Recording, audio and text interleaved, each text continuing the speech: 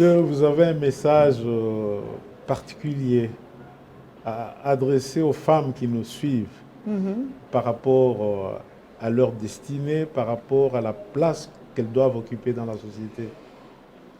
Ouf, oui, bon, je leur dirais de lire mes livres, elles comprendront beaucoup de choses là-dedans par rapport à ce que je pense que la femme devrait être. Oui, Il y a un terme que j'utilise souvent et que il m'est arrivé de faire des conférences pour expliquer pourquoi j'appelle la femme le baobab.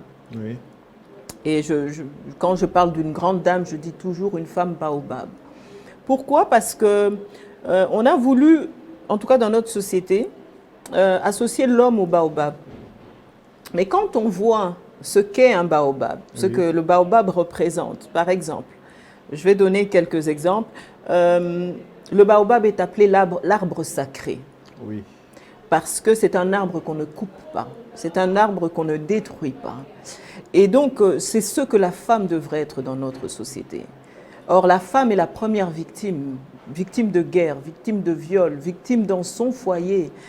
Si ce n'est pas la belle famille, c'est le mari qui frappe.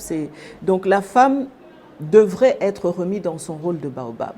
Le baobab est un arbre qui, on l'appelle l'arbre bouteille. L'arbre? Bouteille. Ok. Parce que dans le baobab contient beaucoup d'eau.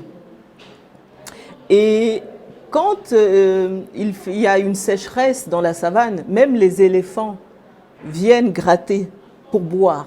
Oui, Et c'est ça la femme. La femme est toujours la dernière ressource quand il n'y a plus autre chose. C'est ce qu'elle devrait être dans notre société. L'arbre à pas l'arbre, pourquoi l'arbre à pas l'arbre aussi? Parce que quand il y a des guerres, quand il y a des conflits, on va se mettre sous l'arbre à part l'arbre pour parler. oui. La femme doit être cette rassembleuse. Et j'aime à dire que là où il y a des conflits, c'est la femme qui a perdu.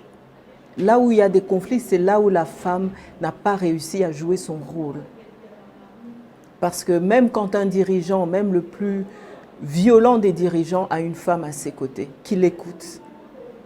C'est peut-être la dernière personne qui lui parle avant qu'il s'endorme. Et donc, si la femme comprend son rôle dans la société, je crois que beaucoup de conflits n'existeraient plus.